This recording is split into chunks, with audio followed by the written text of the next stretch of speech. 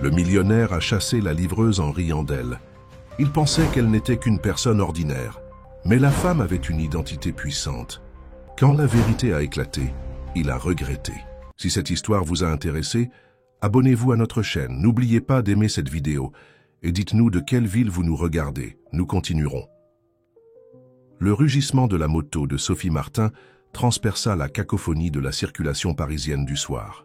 Slalomant entre les voitures de luxe avec une précision exercée, elle équilibrait une boîte à pizza à l'arrière de sa moto, les yeux fixés sur l'imposant édifice de verre qui se dressait devant elle. Le siège des entreprises Dubois, sa destination, se dressait comme un monument cristallin à la richesse et au pouvoir contre le ciel pourpre orangé du coucher de soleil. La chaleur estivale collait à sa peau sous l'uniforme usé de livreuse, mais Sophie gardait son sang-froid. À 24 ans, elle avait maîtrisé l'art de paraître imperturbable, même lorsqu'elle était entourée des signes extérieurs de richesse qui lui rappelaient tout ce qu'elle avait perdu. La boîte à pizza, encore chaude contre son dos, était destinée à l'étage supérieur, plus précisément au bureau d'Alexandre Dubois, PDG des entreprises Dubois. Les sols en marbre du hall reflétaient des lustres en cristal au-dessus d'elle, créant un kaléidoscope de lumière qui semblait conçu pour faire sentir encore plus déplacée une personne en uniforme de livraison. Les agents de sécurité lui jetèrent à peine un regard lorsqu'elle s'approcha de la réception, leur indifférence étant une compagne familière dans ce genre de bâtiment. « Livraison de pizza pour l'étage de direction », annonça Sophie, sa voix stable et professionnelle. Les ongles parfaitement manucurés de la réceptionniste cliquetèrent contre son clavier, alors qu'elle vérifiait la commande, son expression suggérant que s'occuper du personnel de livraison était en dessous de son salaire. « Prenez l'ascenseur. »« De service », ordonna la réceptionniste sans prendre la peine de lever les yeux. Mais Sophie resta ferme, les épaules droites. La commande précise spécifiquement l'accès par l'ascenseur principal, exigence de l'étage de direction. Son ton ne laissait aucune place à l'argumentation, bien qu'elle gardât sa voix agréable. Les yeux de la réceptionniste se rétrécirent, mais elle ne pouvait pas contester le protocole. Avec une réticence visible, elle appuya sur un bouton, activant l'accès à l'étage de direction de l'ascenseur principal.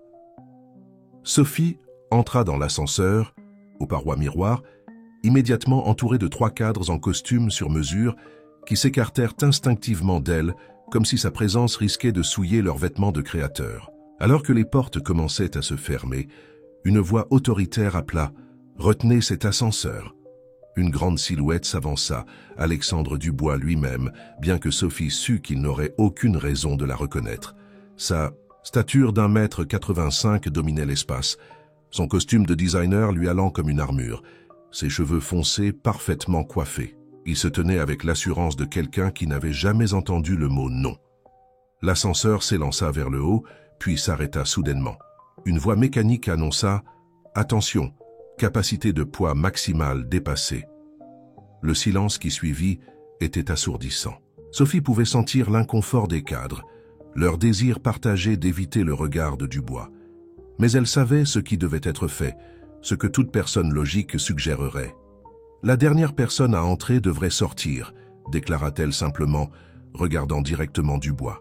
Les autres cadres suffoquèrent discrètement, leur choc face à son audace palpable dans l'espace confiné. Les yeux gris acier de Dubois se fixèrent sur elle, un mélange d'amusement et d'irritation traversant ses traits. « Savez-vous qui je suis ?» demanda-t-il, sa voix portant l'assurance tranquille de quelqu'un habitué à intimider les autres, avec seulement quelques mots. « Oui », répondit calmement Sophie. « Vous êtes la dernière personne à être entrée dans l'ascenseur. » Quelqu'un derrière elle étouffa un rire, rapidement transformé en tout. L'expression de Dubois s'assombrit un instant, avant de se transformer de façon inattendue en un sourire narquois. Sans un mot de plus, il sortit de l'ascenseur, mais pas avant d'avoir fixé Sophie d'un regard pénétrant. « Vous vous souviendrez de ce moment, » dit-il doucement, alors que les portes se refermaient entre eux. Ce que Dubois ne savait pas, ne pouvait pas savoir, c'est que Sophie avait déjà calculé chaque détail de cette rencontre, la capacité de poids de l'ascenseur, le moment de son arrivée, même la probabilité de sa réaction. Car Sophie Martin n'était pas une simple livreuse, et ce n'était pas une simple livraison de pizza. Alors que l'ascenseur continuait son ascension, Sophie s'autorisa un léger sourire. La première phase de son plan avait parfaitement fonctionné. Elle avait attiré son attention. Maintenant venait la partie la plus difficile, lui. Faire comprendre exactement à qui il avait affaire, même si cette compréhension arriverait bien trop tard pour son confort. L'ascenseur sonna, annonçant son arrivée à l'étage de direction. En sortant, Sophie redressa ses épaules. La boîte, la pizza légère dans ses mains mais lourde de dessin. Elle avait attendu 5 ans pour ce moment, planifiant méticuleusement chaque détail. La livraison de pizza n'était que le début, son cheval de Troie dans la forteresse des entreprises Dubois. Alexandre Dubois ne le savait pas encore, mais son empire était sur le point de faire face à son plus grand défi, non pas de la part de ses concurrents ou du marché, mais de la part de la livreuse apparemment insignifiante qu'il venait de congédier. Car Sophie Martin avait un secret qui ébranlerait les entreprises Dubois jusqu'à leur fondation, et tout commençait par une simple livraison de pizza un soir d'été chaud à Paris. Le bureau d'Alexandre Dubois incarnait le pouvoir. Des types au sunset, fenêtres allant du sol au plafond, offraient une vue dominante sur la skyline parisienne, tandis que des œuvres d'art modernes valant des millions ornèrent les murs. Sophie se tenait tranquillement, observant Dubois examiner la boîte à pizza avec une curiosité mesurée. Son irritation précédente suite à l'incident de l'ascenseur ne s'était pas entièrement dissipée, mais quelque chose d'autre avait pris sa place, de l'intrigue.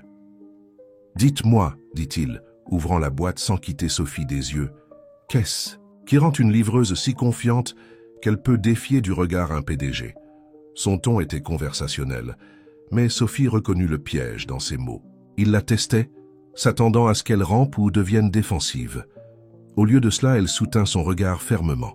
La même chose qui fait qu'un PDG prend l'ascenseur principal alors que l'ascenseur de direction était clairement disponible. La curiosité. Sa réponse était mesurée, professionnelle, mais avec une pointe de perspicacité qui fit hésiter Dubois dans son mouvement. Il s'adossa à son fauteuil en cuir, l'étudiant avec un intérêt renouvelé. « Vous êtes soit très courageuse, soit très insensée. Analysez-vous toujours vos situations de livraison aussi minutieusement ? » « J'analyse tout, monsieur Dubois. C'est à la fois une habitude et une nécessité. » Sophie maintint son sang-froid, bien que son cœur battait d'anticipation. C'était l'ouverture qu'elle attendait. Les yeux de Dubois se rétrécirent légèrement. Une nécessité pour une livreuse de pizza ? Une nécessité pour quelqu'un qui a dû renégocier le bail ? De sa famille à 15 ans, parce que ses parents ne parlaient pas assez bien français pour comprendre qu'ils étaient exploités. Sophie observa comment cette information était reçue, notant comment l'expression de Dubois passa de dédaigneuse à légèrement plus engagée. « Vous me dites que vous avez négocié un bail à 15 ans ?»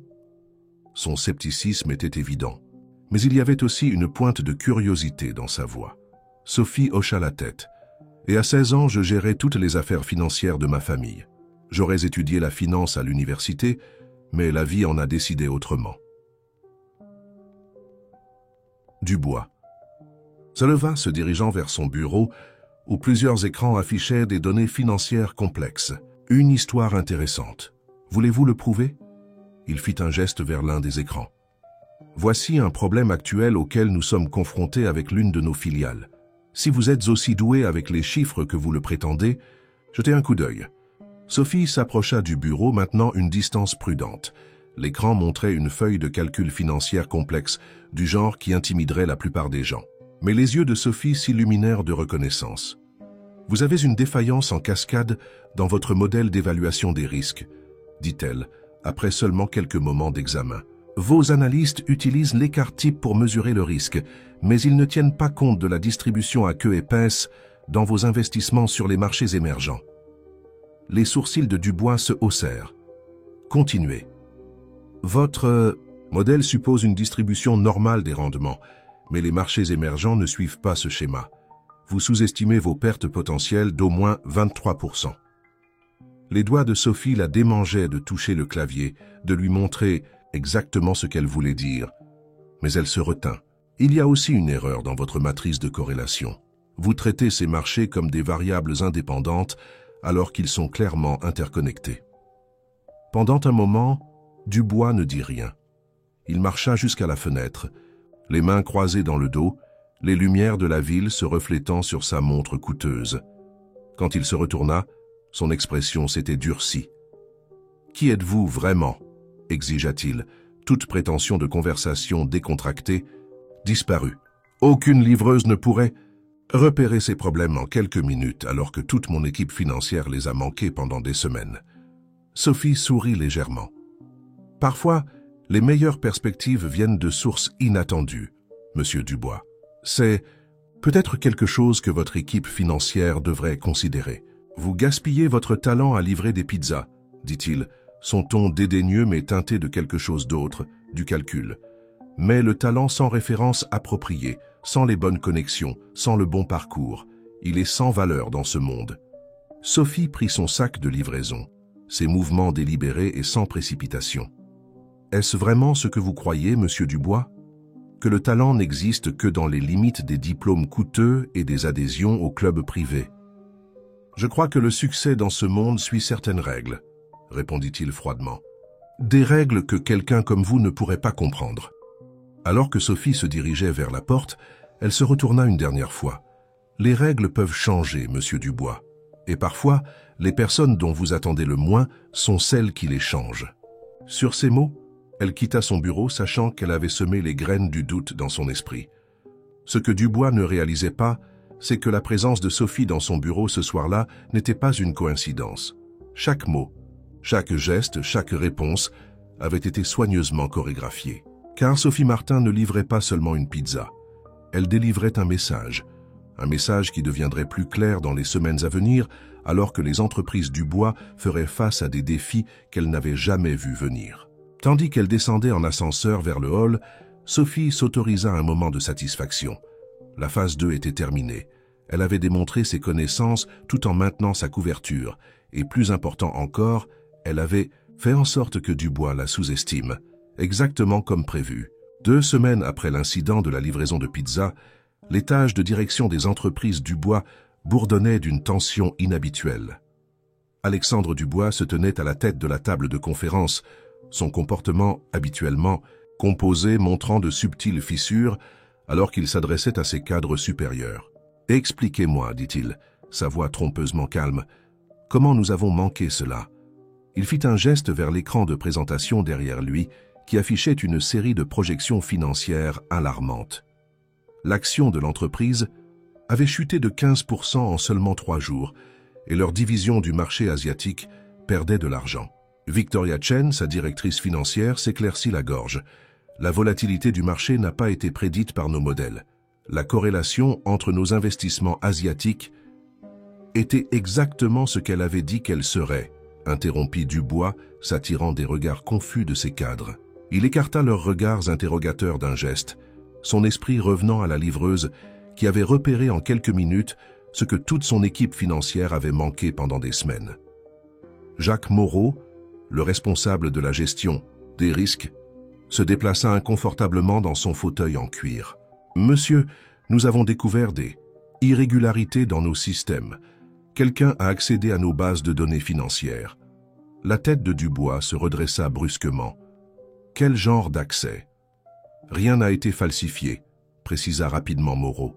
« Mais quelqu'un a analysé nos modèles de données, étudié nos stratégies d'investissement, particulièrement sur les marchés émergents. Les points d'accès sont impossibles à tracer. » Avant que Dubois ne puisse répondre, son assistante fit irruption dans la pièce, tablette en main. « Monsieur Dubois, vous devez voir ceci. » Elle afficha un site d'information financière sur l'écran principal. Le titre figea tout le monde dans la pièce. Un investisseur inconnu prédit le déclin du marché des entreprises Dubois, gagne des millions en pariant contre l'action. L'article détaillait comment un investisseur anonyme avait parfaitement prédit la crise actuelle de l'entreprise, avec des modèles mathématiques qui correspondaient exactement à ce que la livreuse de pizza avait signalé. L'investisseur avait utilisé ses connaissances pour faire fortune en pariant contre la position des entreprises Dubois sur les marchés asiatiques. « Trouvez qui est cet investisseur ?» ordonna Dubois, sa voix tendue de colère contrôlée. « Et apportez-moi tout ce que vous pouvez sur cette livreuse. »« C'est déjà fait, monsieur, » répondit son assistante, affichant un autre fichier. « Sophie Martin, 24 ans, a abandonné ses études universitaires en raison de difficultés financières. pas de casier judiciaire, pas de dette en cours. Elle travaille pour la pizzeria Antoine depuis 8 mois. Avant cela, divers petits. Boulot. Rien de remarquable. Les yeux de Dubois se rétrécirent. Ce parcours parfaitement ordinaire semblait trop propre, trop pratique. Creuser plus profondément. Personne, avec son niveau de perspicacité financière, ne passe sa vie à livrer des pizzas. Il y a plus dans son histoire. Comme pour confirmer ses soupçons, son téléphone vibra avec un message d'un numéro inconnu. Prêt à reconsidérer votre position sur le talent sans référence. Dubois fixa le message, un mélange de colère et d'admiration à contre-cœur le traversant. Elle le manipulait, l'avait manipulé dès le moment où elle était entrée dans son ascenseur. Mais pourquoi? Quel était son véritable agenda? Monsieur, interrompit Victoria ses pensées, il y a plus. Notre audit interne a révélé des écarts significatifs dans notre division européenne. Qui que soit cet investisseur anonyme, il semble connaître notre entreprise mieux que nous. Dubois marcha vers la fenêtre, son reflet se superposant à la ligne d'horizon de la ville. La livraison de pizza avait été un message, un coup de semonce à son intention. Mais de qui? Et dans quel but? Son téléphone vibra à nouveau. Vérifiez votre email. Vous y trouverez la preuve d'une manipulation financière systématique au sein des entreprises Dubois. Votre père serait déçu. La mention de son père glaça le sang de Dubois. Thomas Dubois avait construit cette entreprise à partir de rien. S'était vanté de la diriger avec une intégrité absolue. S'il y avait vraiment de la corruption au sein des entreprises Dubois, comment cela s'était-il produit sous la surveillance d'Alexandre? Réunion ajournée, annonça-t-il soudainement. Victoria, Jacques, restez. Alors que les autres cadres sortaient, Dubois se tourna vers ses conseillers les plus fiables.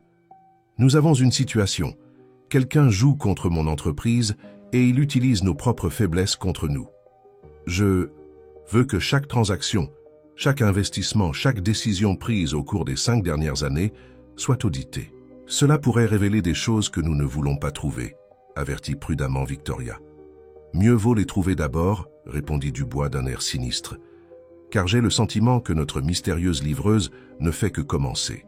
Dans son petit appartement de l'autre côté de la ville, Sophie Martin souriait en observant le chaos qui se déroulait aux entreprises Dubois.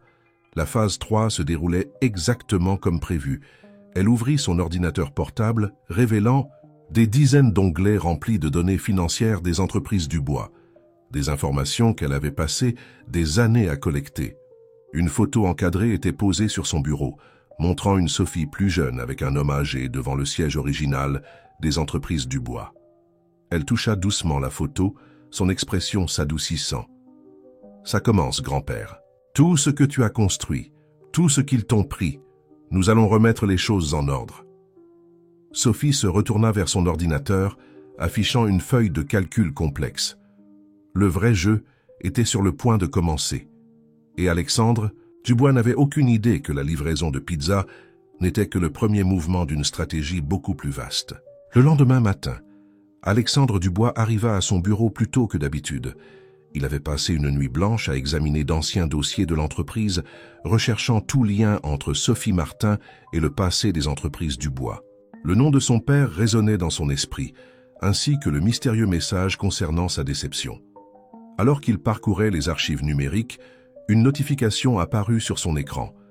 Quelqu'un avait programmé une réunion d'urgence du conseil d'administration pour cet après-midi, sans son autorisation. Il tendit la main vers son téléphone pour exiger une explication de sa secrétaire, mais un autre email attira son attention. L'expéditeur était inconnu, mais la ligne d'objet lui fit manquer un battement de cœur. Contrat de partenariat original de Thomas Dubois, 1985. D'une main légèrement tremblante, il ouvrit la pièce jointe. Le document semblait être une copie numérisée du contrat fondateur des entreprises Dubois, mais avec une différence cruciale par rapport à la version figurant dans les archives. Officiel de l'entreprise. Un troisième associé fondateur était mentionné aux côtés de son père et de son oncle. Manuel Martin, murmura Dubois, ce nom semblant comme une clé s'insérant dans une serrure. Il effectua rapidement une recherche dans les archives historiques de l'entreprise, mais ne trouva rien. C'était comme si ce partenaire avait été effacé de l'histoire de l'entreprise. La porte de son bureau s'ouvrit, et Victoria Chen entra l'air préoccupée. « Monsieur, j'ai trouvé quelque chose dans l'audit. Il y a des irrégularités dans les documents d'acquisition originaux de l'entreprise datant des années 1990.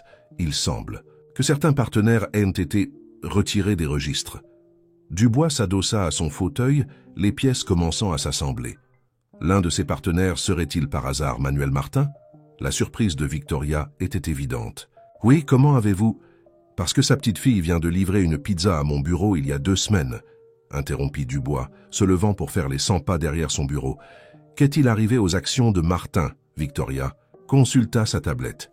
Selon ses registres, il les a vendues volontairement en 1992. Mais elle hésita. « Mais quoi ?» Les signatures ne correspondent pas. J'ai fait vérifier par nos comptables judiciaires. La documentation de la vente semble avoir été falsifiée. Dubois sentit une migraine se développer derrière ses yeux. Mon père n'aurait jamais permis cela. Votre père était à l'hôpital pendant cette période, lui rappela doucement Victoria. Votre oncle dirigeait temporairement l'entreprise. Oncle Robert, le même oncle qui s'était opportunément retiré sur une île privée peu après la maladie inattendue de Thomas Dubois. Le même oncle qui avait toujours éludé les questions d'Alexandre sur les débuts de l'entreprise. Un coup à la porte interrompit ses pensées. Son assistante entra avec une expression préoccupée. « Monsieur, il y a quelqu'un ici pour vous voir. Elle dit qu'elle a des informations sur Manuel Martin. » Dubois ajusta sa cravate. « Faites-la entrer. » La femme qui entra n'était pas Sophie Martin, mais sa ressemblance avec la livreuse était indéniable. Elle semblait avoir une 50aine d'années, se tenant avec une dignité tranquille malgré ses vêtements modestes. « Je suis Élise Martin, » dit-elle sans préambule. « La mère de Sophie et la fille de Manuel. Je pense qu'il est temps que nous parlions de ce qui est vraiment arrivé à la part de mon père dans les entreprises Dubois. » Dubois lui fit signe de s'asseoir, remarquant qu'elle refusait le verre d'eau proposé. Ce n'était pas une visite de courtoisie. « Votre père et le mien étaient partenaires, » dit-il, testant le terrain. Élise hocha la tête. Plus que des partenaires, ils étaient amis. Ils ont construit cette entreprise ensemble. Votre père gérant le côté commercial, mon père gérant les innovations financières qui ont rendu les entreprises Dubois uniques. Ils se faisaient entièrement confiance. Sa voix se durcit. Jusqu'à ce que votre oncle profite de la maladie de mon père pour falsifier des documents et voler ses actions. C'est une accusation grave, répondit prudemment Dubois. Une que nous pouvons prouver, rétorqua Élise. Sophie n'a pas passé les 5 dernières années à livrer des pizzas, monsieur Dubois. Elle a recueilli des preuves, retrouvé d'anciens employés, reconstruit la piste documentaire que votre oncle a tenté de détruire. Dubois étudia le visage d'Élise, voyant la même détermination qu'il avait remarquée chez Sophie. « Pourquoi vous manifestez maintenant ?»« Parce que le plan de Sophie n'a jamais été une question de vengeance, » expliqua Élise. « Il s'agit de justice. De restaurer ce qui a été volé, oui, mais aussi de sauver les entreprises Dubois de la corruption qui s'est développée depuis que mon père a été évincé. » Avant que Dubois ne puisse répondre, son téléphone vibra avec un « message urgent ». La réunion du conseil d'administration commençait plus tôt, et Sophie Martin était là, non pas vêtue d'un uniforme de livraison, mais d'un tailleur impeccable, debout à la tête de la table de conférence avec une pile de documents. Devant elle, Élise se leva pour partir. « Ma fille est sur le point de présenter des preuves de décennies de manipulation financière au sein des entreprises Dubois. Des preuves qui vont bien au-delà de ce qui est arrivé à mon père. La question est, monsieur Dubois, de quel côté de l'histoire voulez-vous être ?» Alors qu'Élise sortait, le téléphone de Dubois vibra à nouveau. Cette fois, c'était un message de Sophie. « Votre père disait toujours que la vraie mesure d'un leader est la façon dont il gère la vérité lorsqu'elle finit par éclater au grand jour. Il est temps de faire votre choix. » Dubois regarda l'horizon de la ville, les paroles de son père résonnant dans son esprit. La livraison de pizza, qui avait semblé un agacement mineur 2 semaines auparavant, avait été le premier mouvement d'un jeu dont il ignorait même qu'il y jouait. Maintenant, il devait décider, se battre pour maintenir les mensonges confortables dont il avait hérité, ou aider Sophie Martin à exposer la vérité sur le passé des entreprises Dubois. La salle du conseil des entreprises Dubois crépitait de tension lorsqu'Alexandre Dubois entra. Chaque siège à l'immense table en acajou était occupé, les membres du conseil chuchotant entre eux tandis que Sophie Martin se tenait confiante à l'avant de la salle. Toute trace de la livreuse de pizza avait disparu. À sa place se tenait une professionnelle accomplie qui commandait l'attention par sa simple présence. « Mesdames et messieurs du conseil, » commença Sophie, sa voix claire et assurée, « merci d'avoir accepté cette réunion d'urgence. Ce que je m'apprête à vous présenter va fondamentalement changer votre compréhension du passé, du présent et de l'avenir des entreprises du bois. » Elle cliqua sur une télécommande et l'écran derrière elle s'anima avec des documents, des graphiques et des photographies. En 1985, 3 hommes ont fondé cette entreprise. Thomas Dubois, Robert Dubois et mon grand-père, Manuel Martin. Leur accord de partenariat était fondé sur la confiance, l'innovation et une vision partagée. Les membres du conseil s'agitèrent inconfortablement, alors que Sophie affichait l'accord de partenariat original, le vrai, pas la version modifiée dans les archives de l'entreprise. Alexandre observait attentivement leurs réactions, notant qui semblait surpris et qui ne l'était pas. En 1992, alors que Thomas Dubois était hospitalisé et que Manuel Martin luttait contre une grave maladie, Robert Dubois a orchestré une fraude sophistiquée. La voix de Sophie restait professionnelle, mais ses yeux brillaient d'une intensité contrôlée. Il a falsifié des documents, manipulé des registres et effectivement effacé mon grand-père de l'histoire de l'entreprise. L'un des membres les plus âgés du conseil, Henri Jacquet, se leva brusquement. Ce sont des accusations scandaleuses.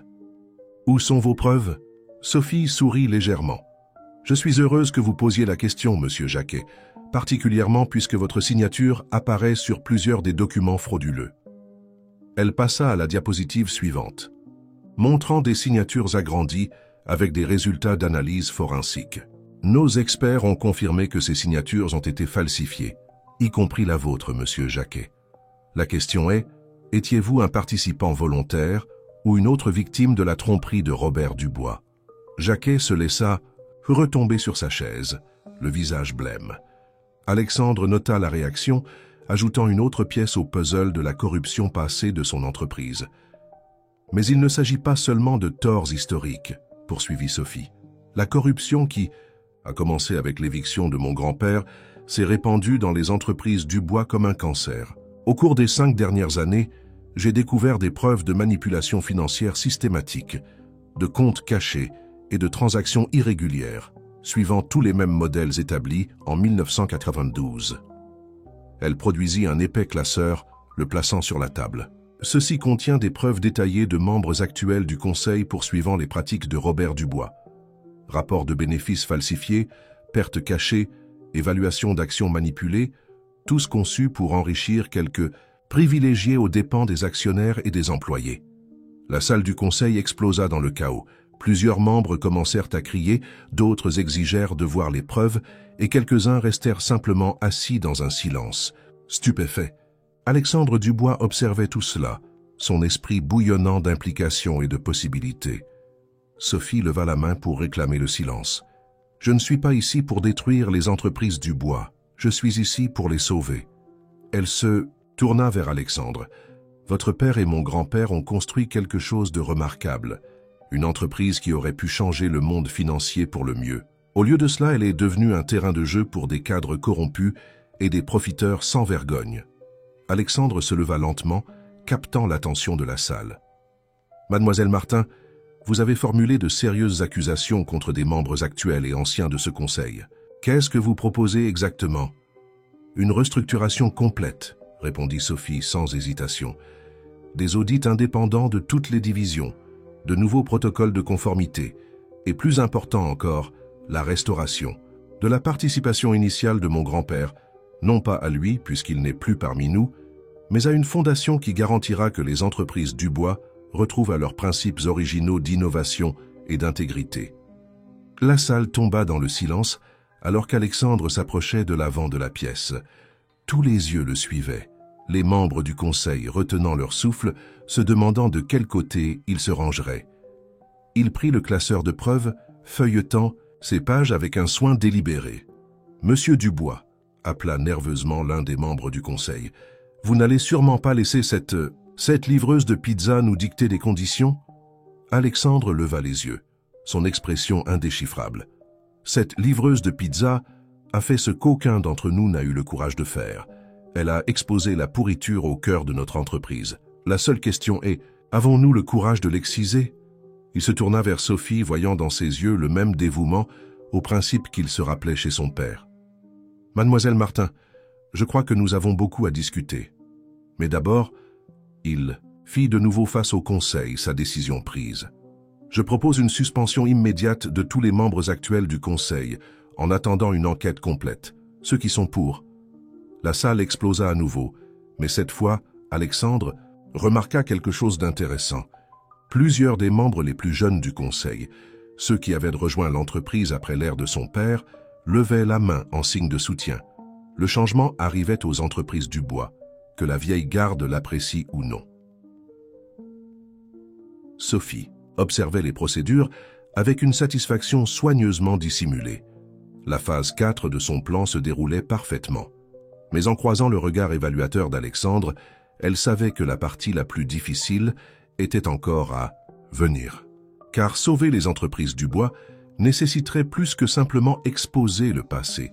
Cela nécessiterait de construire un nouvel avenir, et elle n'était pas encore sûre qu'Alexandre Dubois était prêt pour les changements que cela apporterait. Après la réunion explosive du Conseil, Alexandre Dubois se retrouva dans son bureau avec Sophie Martin, tous deux assimilant les événements de la matinée. Les lumières de la ville commençaient à scintiller, alors que le crépuscule approchait, projetant de longues ombres à travers la pièce. « Vous planifiez cela depuis des années, » dit Alexandre, non pas comme une question, mais comme une constatation. Il versa 2 verres d'eau en offrant un à Sophie, qui l'accepta cette fois.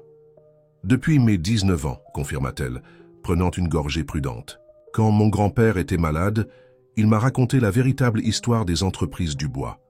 Pas seulement ce qui lui est arrivé, mais la vision qu'il partageait avec votre père. Il voulait créer quelque chose de révolutionnaire, une institution financière qui démocratiserait la richesse au lieu de l'accumuler. » Alexandre s'appuya contre son bureau, desserrant sa cravate. « Parlez-moi de lui, de Manuel Martin. Toutes ces années, et je n'ai jamais su... » L'expression de Sophie s'adoucit. Il était brillant avec les chiffres, mais plus que cela, il comprenait les gens. Il pouvait regarder les modèles de marché et voir les histoires humaines derrière eux. C'est ce qui le rendait spécial. Il n'oubliait jamais que la finance devrait servir les gens, pas l'inverse. « Comme vous, » observa Alexandre. « La façon dont vous avez repéré ces défauts dans notre modèle d'évaluation des risques, c'était lui, n'est-ce pas? Sa façon de penser? Il m'a tout appris, » reconnut Sophie. « Mais il y a quelque chose que vous devriez voir. » Elle sortit son ordinateur portable, ouvrant une série de fichiers. « Ce sont les notes personnelles de votre père de 1992. Nous les avons trouvées dans les affaires de mon grand-père. » Alexandre se pencha en « avant », son cœur s'accélérant alors qu'il reconnaissait l'écriture de son père. Les notes détaillaient les soupçons de Thomas Dubois concernant les activités de son frère Robert, ses plans d'enquête et sa détermination à rétablir les choses. « Il savait », murmura Alexandre. « Il prévoyait d'exposer Robert avant qu'il ne devienne trop malade pour continuer, » acheva doucement Sophie. « Votre père était un homme bon, Alexandre.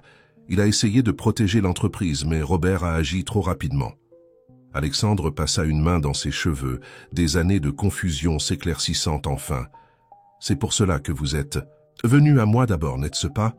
Vous vouliez voir si j'étais comme mon père ou comme mon oncle. » Sophie hocha la tête. « J'avais besoin de savoir si vous étiez quelqu'un qui pourrait gérer la vérité, quelqu'un qui aiderait à réparer ce qui est brisé au lieu de simplement protéger le statu quo. » Avant qu'Alexandre ne puisse répondre, son téléphone vibra. C'était Victoria Chen demandant un accès immédiat. Il l'accorda et elle fit irruption, l'air inquiet. « Monsieur, nous avons une situation. La nouvelle de la suspension du Conseil. » A filtré dans la presse. Robert Dubois est en route depuis son île, et elle hésita, jetant un regard à Sophie. « Et » l'encouragea Alexandre. « Plusieurs actionnaires majeurs menacent de vendre leur part. L'action pourrait s'effondrer d'ici demain matin. » Sophie se leva, son expression déterminée. « En fait, c'est un timing parfait. Montrez-lui les fichiers, Victoria. » Victoria sortit sa tablette, révélant une série de transactions. En enquêtant sur la corruption, nous avons trouvé quelque chose d'intéressant. Un groupe de fonds d'investissement. Éthique a discrètement acheté des actions des entreprises Dubois au cours du mois dernier. Ils contrôlent maintenant près de 20% de l'entreprise. Qui sont-ils? Demanda Alexandre, faisant défiler les données. Mes alliés, expliqua Sophie. Des personnes qui croient en la vision originale des entreprises Dubois. Ils sont prêts à soutenir une réforme complète de l'entreprise, mais seulement si nous nous engageons pour une transparence totale et une gouvernance éthique. Alexandre étudia les chiffres, un plan se formant dans son esprit. Nous pourrions utiliser leur soutien pour stabiliser le cours de l'action pendant que nous faisons le ménage. Mais nous devrions agir vite. Ce n'est pas tout, interrompit Victoria. Beaucoup des jeunes cadres de l'entreprise m'ont approché en privé. Ils sont fatigués de l'ancienne corruption, fatigués de voir l'innovation mourir au profit de profits rapides. Ils sont prêts à soutenir le changement. Sophie sourit. Une nouvelle génération pour de nouvelles entreprises Dubois, exactement comme nos grands-pères le voulaient. Alexandre se leva, marchant vers la fenêtre où la ville s'étendait devant lui comme une mer de possibilités. Mon père disait que chaque crise est une opportunité déguisée. Peut-être que c'est la nôtre, pour reconstruire les entreprises Dubois de la bonne façon. Il se retourna vers Sophie et Victoria. Nous avons jusqu'à demain matin pour préparer notre contre-offensive. Robert va essayer de présenter cela comme une prise de contrôle hostile, mais nous pouvons prouver qu'il s'agit en réalité d'une restauration. Victoria préparait notre équipe juridique. Sophie, il s'arrêta, tendant sa main. Nous aiderez-vous à rétablir les choses? Sophie prit sa main, sa poigne ferme et professionnelle. C'est pourquoi je suis ici. Mais, vous devez savoir, ce ne sera pas facile. La vieille garde ne partira pas tranquillement. Heureusement que nous avons le meilleur esprit financier du secteur de notre côté, répondit Alexandre, avec l'ombre d'un sourire. Même si elle a dû livrer des pizzas pour attirer mon attention. Alors qu'ils commençaient à planifier leur stratégie pour la bataille à venir, Sophie sentit un poids se lever de ses épaules. La phase 5 de son plan avait évolué vers quelque chose qu'elle n'avait pas prévu, un véritable partenariat avec le fils de Thomas Dubois. Peut-être que la vision de leur grand-père n'était pas perdue après tout. Elle avait juste besoin de la prochaine génération pour lui donner vie. L'aube se leva sur Paris alors que Sophie Martin se tenait dans le bureau d'Alexandre Dubois, regardant plusieurs chaînes d'information couvrant simultanément la crise des entreprises Dubois. Les titres défilaient sur les écrans. Conseil des entreprises Dubois suspendu. Scandale d'entreprise secoue le géant financier. Robert Dubois revient de sa retraite au milieu du chaos de l'entreprise. Le jet privé de votre oncle a atterri il y a 20 minutes, rapporta Victoria, entrant dans le bureau avec du café frais et une pile de rapports. Il donne déjà des interviews, se présentant comme le sauveur de l'entreprise revenant pour rétablir l'ordre. Alexandre grimaça, desserrant sa cravate. Ils avaient travaillé toute la nuit, se préparant pour ce moment. Bien sûr qu'il le fait. Il a toujours été doué pour façonner des récits. Comment les marchés réagissent-ils? Les transactions pré-marchés sont volatiles, répondit Sophie, les yeux fixés sur les données financières défilant sur son ordinateur portable. Mais nos partenaires d'investissement éthiques tiennent bon. Ils ont même augmenté leur position, montrant leur confiance dans la nouvelle direction.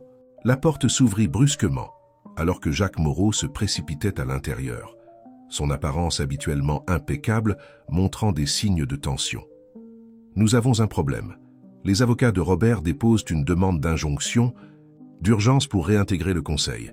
Ils prétendent que la suspension a été exécutée illégalement. Ils ont tort, affirma fermement Sophie, affichant des documents sur son écran. Les statuts de l'entreprise, plus précisément l'article 7, section 12, donnent au PDG l'autorité de suspendre le conseil en cas de soupçon de malversation financière.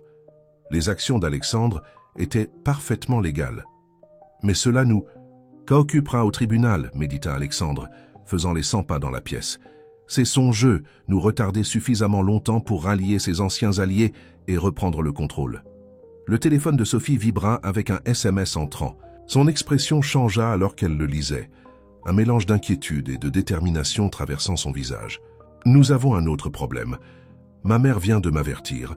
Les gens de Robert essaient d'accéder aux anciens dossiers de mon grand-père. Il cherche quelque chose. Que pourrait-il chercher?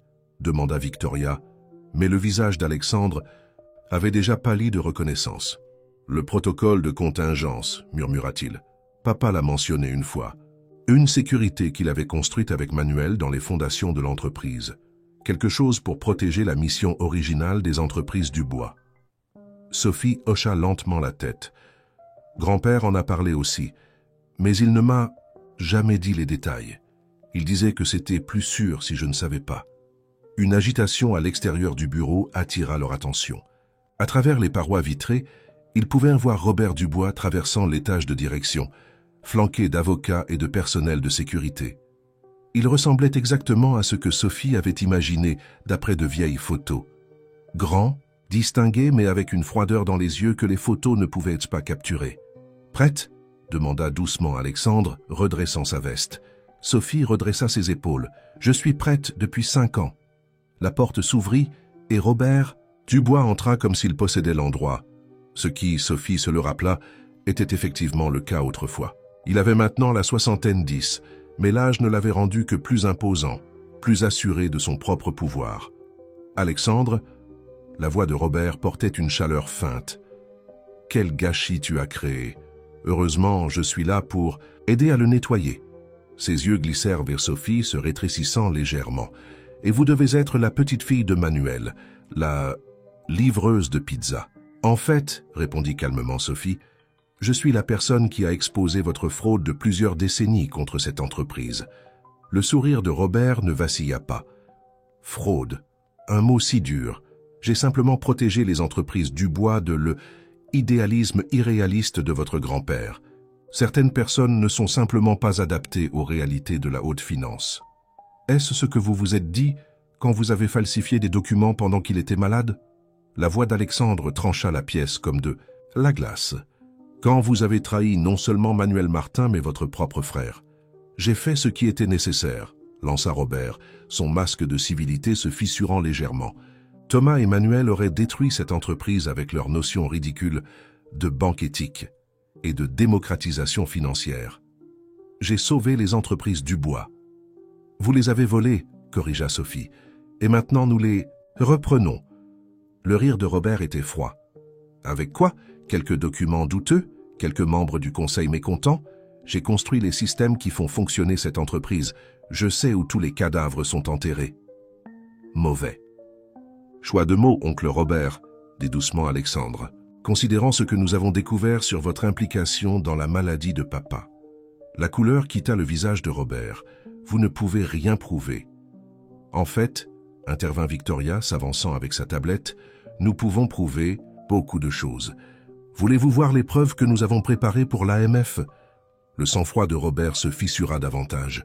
C'est absurde. Je ne serai pas menacé par une enfant jouant aux raiders d'entreprise et mon neveu égaré. D'ici demain, j'aurai réintégré le conseil et écrasé ce petit coup d'État. Non, dit fermement Sophie. D'ici demain, vous ferez face à des enquêteurs. Fédéraux, à moins que quoi? Exigea Robert. Sophie échangea un regard avec Alexandre avant de continuer. À moins que vous nous aidiez à trouver le protocole de contingence. Quelle que soit la sécurité que mon grand-père et Thomas Dubois ont mise en place, nous en avons besoin.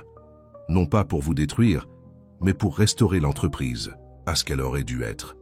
L'expression de Robert vacilla entre rage et calcul. À l'extérieur du bureau, des journalistes se rassemblaient, des caméras flashant à travers les parois vitrées. Les prochains moments détermineraient non seulement l'avenir des entreprises Dubois, mais l'héritage de 3 familles entrelacées par l'ambition, la trahison et la possibilité de rédemption. Le rire de Robert Dubois remplit le bureau, mais il ne contenait aucune chaleur. Le protocole de contingence, c'est ce que vous cherchez? Il secoua la tête, regardant Alexandre avec quelque chose comme de la pitié. La dernière erreur de ton père, penser qu'il pouvait construire une trappe de sortie dans sa propre entreprise.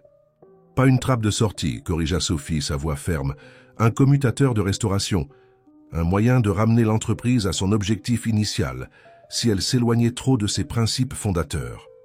La tablette de Victoria sonna avec une notification urgente. « Monsieur, le marché ouvre. Notre action commence à se stabiliser. Les fonds d'investissement éthique tiennent bon. Le sourire de Robert devint prédateur, pour l'instant. Mais que se passe-t-il quand ils apprennent les pertes cachées dans notre division européenne? Celles qui mettraient en faillite 3 grands fonds de pension si elles venaient à la lumière? Alexandre s'avança, son expression durcissant. Vous bluffez. Vraiment? Robert sortit son téléphone, montrant une série de transactions. Ton père et Manuel n'étaient pas les seuls à construire des sécurités dans le système. J'ai passé 30 ans à créer mes propres polices d'assurance. Sophie se déplaça vers l'ordinateur, ses doigts volant sur le clavier. Il ne bluffe pas. Je vois un modèle de transaction caché, toutes acheminées via des sociétés écrans aux îles Caïmans. Si ces pertes touchent le marché, des sas, milliers de personnes perdraient leurs économies de retraite, acheva Victoria, le visage pâle.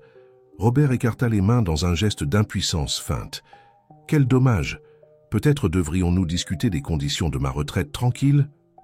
Au lieu de cette désagréable affaire de protocoles et d'enquêtes.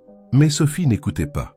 Quelque chose dans les modèles de transaction avait attiré son attention, une séquence récurrente de chiffres qui semblait familière.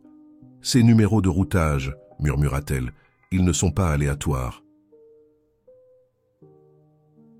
Alexandre se pencha par-dessus son épaule, étudiant l'écran.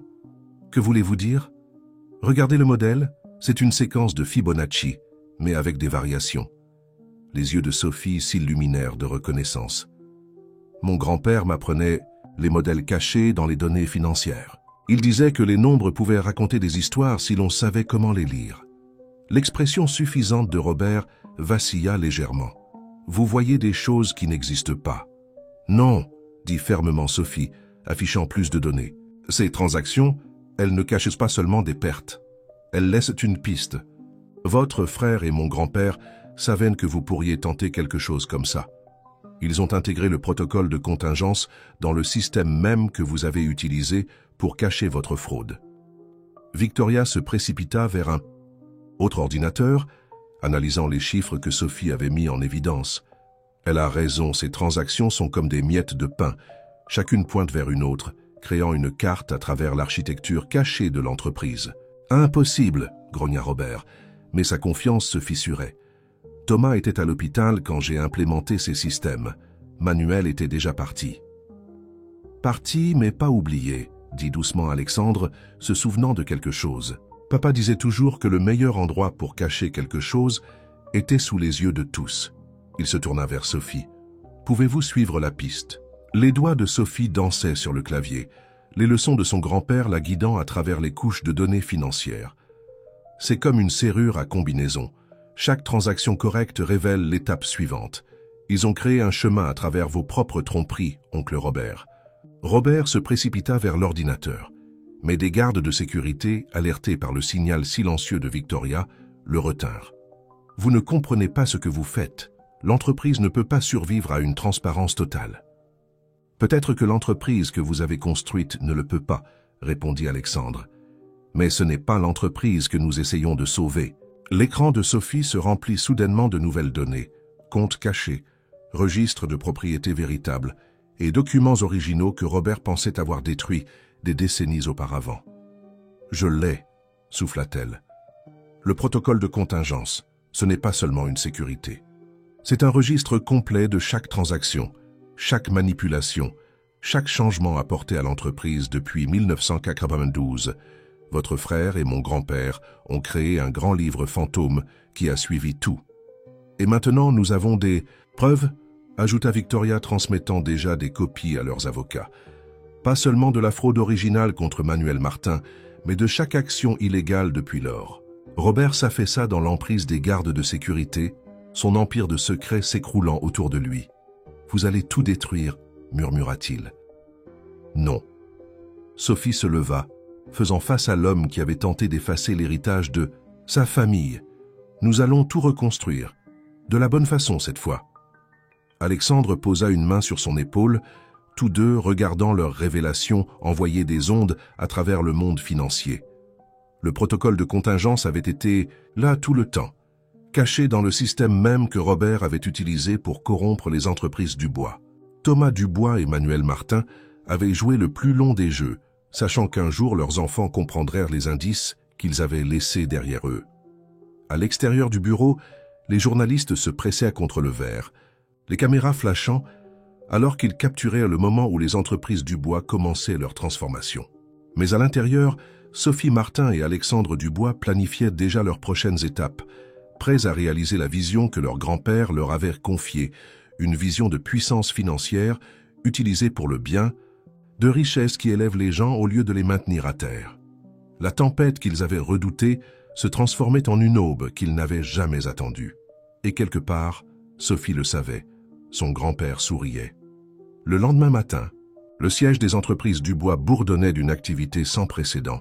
Des équipes de comptables judiciaires épluchaient les données révélées par le protocole de contingence, tandis que des représentants d'investissement éthique rencontraient Alexandre et Sophie pour discuter de la transformation de l'entreprise. Le cirque médiatique à l'extérieur s'était agrandi, avec des journalistes de tous les grands réseaux financiers diffusant des mises à jour en direct. Sophie était assise dans ce qui avait été autrefois le bureau de son grand-père, servant maintenant temporairement de centre de commandement. La pièce avait été dépouillée de son décor moderne, révélant les caractéristiques architecturales originales de la construction du bâtiment. Cela semblait approprié, retirer les couches pour révéler la vraie fondation en dessous. Les marchés répondent mieux que prévu, rapporta Victoria, entrant avec des données fraîches. Notre initiative de transparence est saluée par les analystes du secteur. Plusieurs grands fonds d'investissement éthique ont exprimé leur intérêt à augmenter leur position. Alexandre leva les yeux de son ordinateur portable, ses manches retroussées et sa cravate abandonnée depuis longtemps. Qu'en est-il des fonds de pension que Robert a menacés? En sécurité, confirma Sophie, lui montrant les derniers chiffres. Le protocole de contingence n'a pas seulement exposé les problèmes, il a fourni des solutions. Votre père et mon grand-père ont intégré des mécanismes de protection que nous commençons seulement à comprendre. La porte s'ouvrit alors qu'Élise Martin entrait, portant une vieille mallette en cuir. « Je l'ai trouvée », annonça-t-elle, posant la mallette sur le bureau. « Dans notre ancienne maison, cachée exactement là où papa avait dit qu'elle serait. » Les mains de Sophie tremblèrent légèrement alors qu'elle ouvrait la mallette. L'intérieur se trouvait des documents, des photographies et un vieux journal. « Les archives personnelles de grand-père », souffla-t-elle, soulevant soigneusement le journal. Alexandre s'approcha, son expression douce. « Que dit-il » Sophie commença à lire à haute voix. « Thomas et moi savions que ce jour pourrait venir. Les systèmes que nous avons construits ne concernent pas seulement l'argent, ils concernent les gens. La banque devrait servir l'humanité, pas l'inverse. Nous avons caché les outils dont nos enfants auront besoin pour restaurer cette vision. Mais le courage de les utiliser doit venir de leur propre cœur. » Élise essuya une larme. Il n'a jamais perdu confiance qu'un jour quelqu'un remettrait les choses en ordre. La tablette de Victoria sonna avec des nouvelles de dernière minute. Les avocats de Robert ont retiré leur contestation de la suspension du conseil. Ils demandent une réunion de règlement. « Pas de compromis, » dit fermement Alexandre. « Pas cette fois.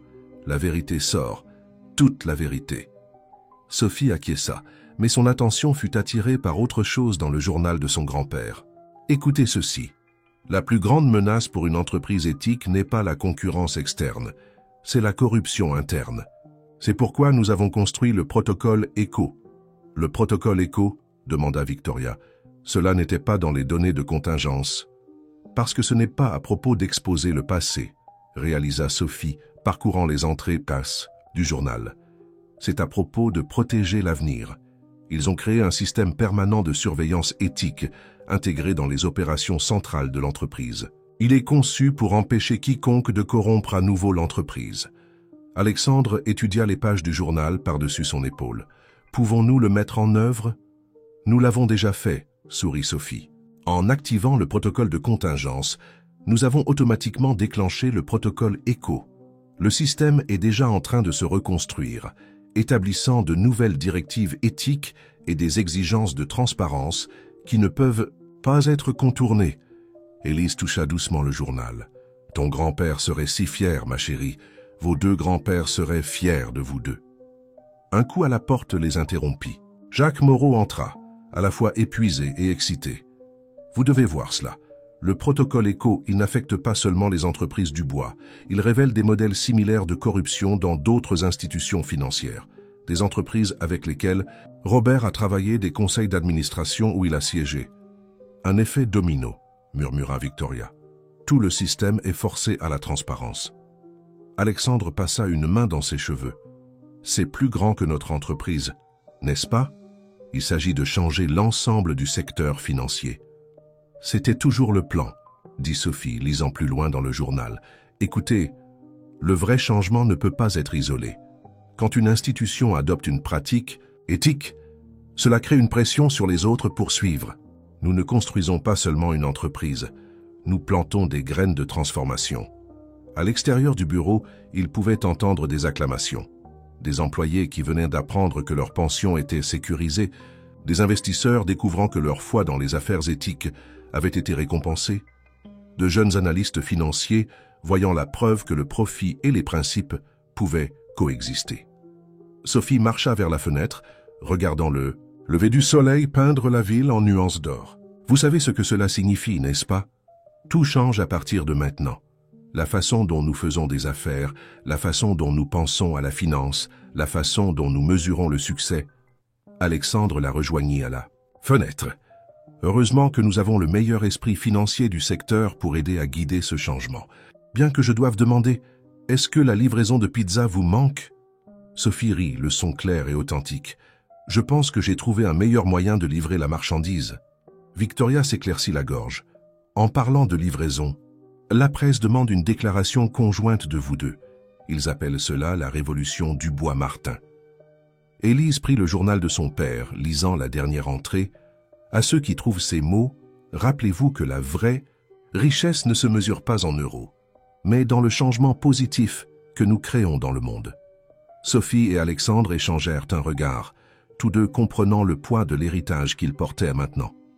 La transformation qu'ils avaient initiée se répercuterait à travers le monde financier pendant des années. Mais pour l'instant, ils avaient du travail à faire. Reconstruire une entreprise, restaurer une vision et prouver que le rêve de finance éthique de leur grand-père n'était pas seulement possible, mais rentable. La semaine suivante passa dans un tourbillon d'activités, alors que les entreprises du bois subissaient leur transformation. Le siège de l'entreprise bourdonnait d'une nouvelle énergie, alors que de jeunes cadres prenaient des postes de direction, mettant en œuvre les cadres éthiques établis par le protocole ECO.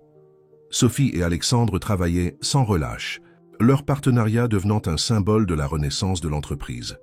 Un dimanche matin tranquille, Sophie arriva tôt au bureau, portant 2 tasses de café, cette fois non pas en tant que livreuse, mais en tant que nouvelle directrice. De l'innovation. Elle trouva Alexandre dans la salle de conférence entouré de présentations et de rapports.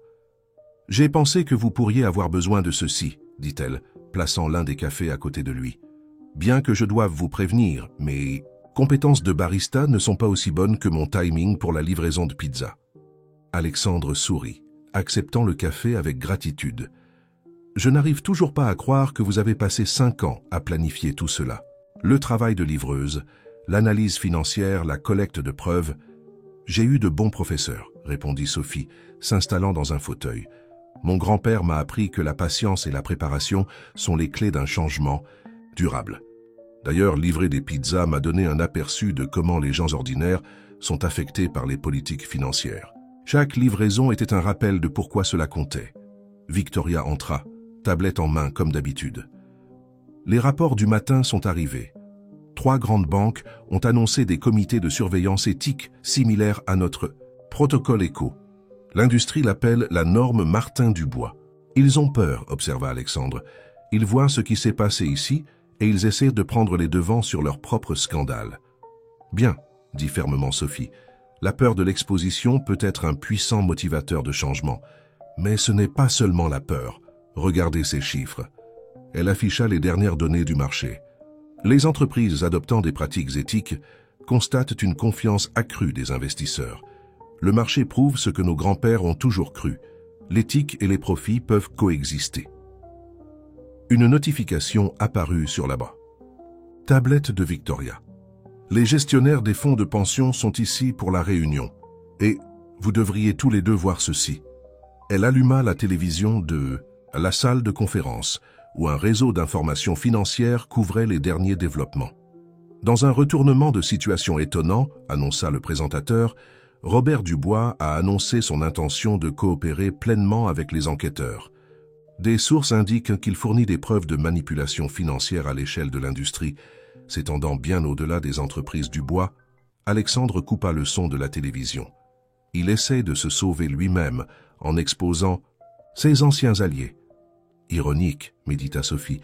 Il a passé des décennies à construire un réseau de corruption et maintenant il aide à le démanteler pour sauver sa peau. Élise apparut à la porte. « Désolé d'interrompre, mais il y a quelqu'un ici que vous devez tous les deux rencontrer. » Elle s'écarta, révélant un homme âgé en fauteuil roulant. Henri Chen, l'ancien assistant de Thomas Dubois, qui était avec l'entreprise depuis sa fondation. « Monsieur Chen, » souffla Alexandre, se levant rapidement. « Nous pensions que vous aviez pris votre retraite. »« C'est le cas, » sourit Chen. « Mais quand j'ai entendu ce que vous deux aviez accompli, j'ai su que je devais venir. J'étais là, voyez-vous, quand vos grands-pères ont créé le protocole de contingence. Ils savaient que cela pourrait prendre des années, même des décennies, avant que quelqu'un ne soit assez courageux pour l'utiliser. » Sophie se pencha en avant. « Vous les avez aidés à le concevoir ?» Chen hocha la tête. « J'ai aidé à cacher les indices, à crypter les données. Thomas et Manuel étaient des hommes brillants, mais ils savaient qu'ils avaient besoin de quelqu'un qui comprenait, à la fois les anciennes méthodes et la nouvelle technologie. Il sortit une vieille clé USB. Ils m'ont également demandé de garder ceci jusqu'au bon moment. » Alexandre prit soigneusement la clé. « Qu'y a-t-il dessus ?»« La prochaine phase, » répondit Chen. « Vos grands-pères ne voulaient pas seulement réparer une entreprise. Ils voulaient transformer l'ensemble du système financier. Ce que vous avez commencé ici, ce n'est que le début. » Sophie connecta la clé à son ordinateur portable et de nouvelles données remplirent les écrans. Des algorithmes complexes, des outils d'analyse de marché, des cadres d'investissement éthiques, tous conçus pour étendre les principes du protocole ECO à l'ensemble du secteur financier. « C'est un plan, » murmura Sophie, ses yeux parcourant les données. Un moyen de mettre en œuvre une surveillance éthique à travers plusieurs institutions simultanément.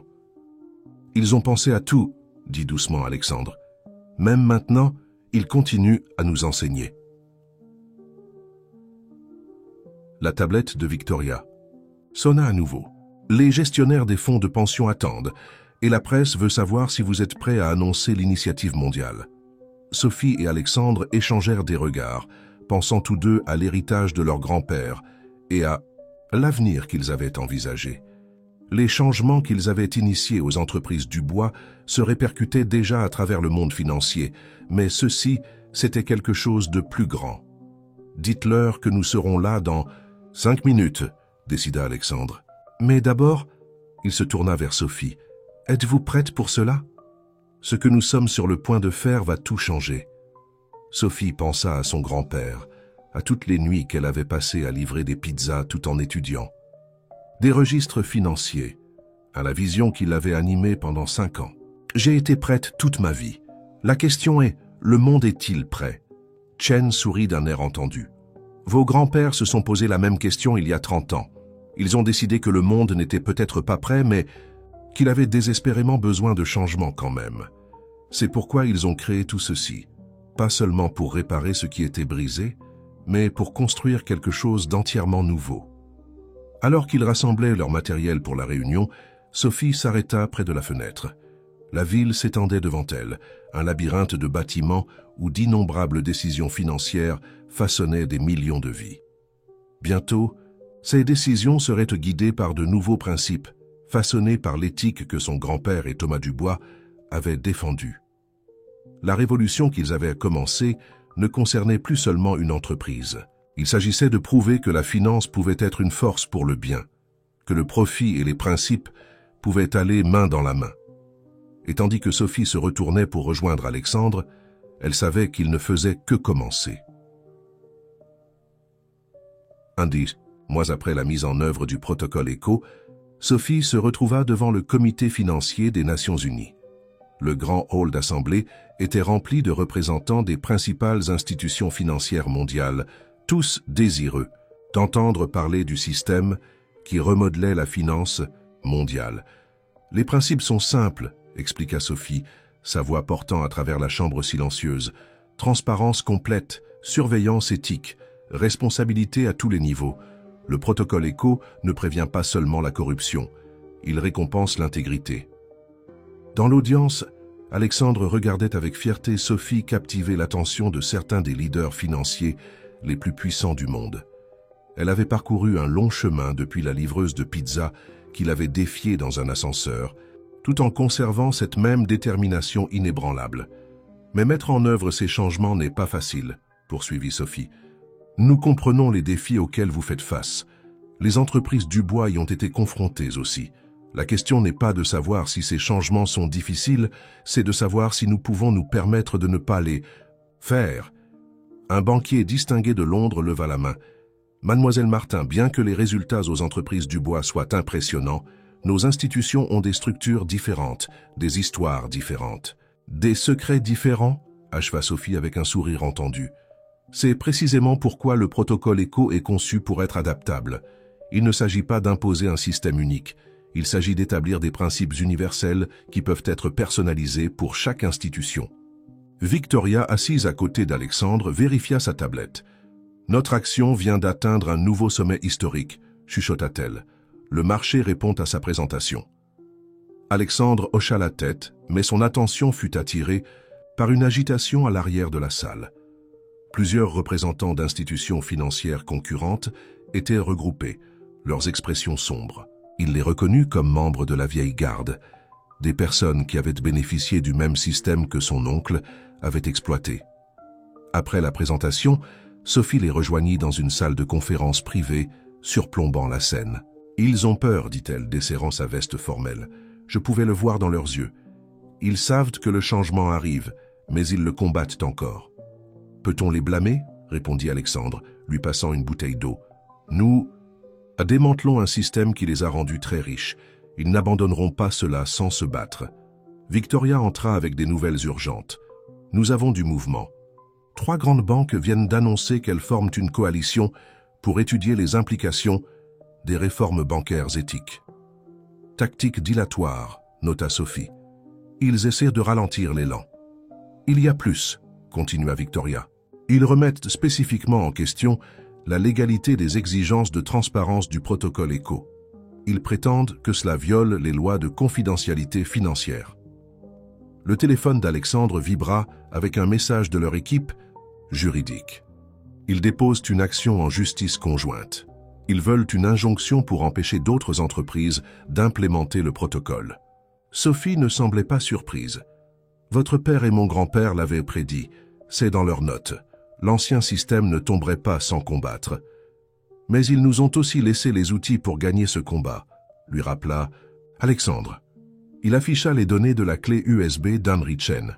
« Regardez, ils n'ont pas seulement créé le protocole ECO, ils ont créé un cadre juridique pour le protéger. » Sophie se pencha, étudiant les documents.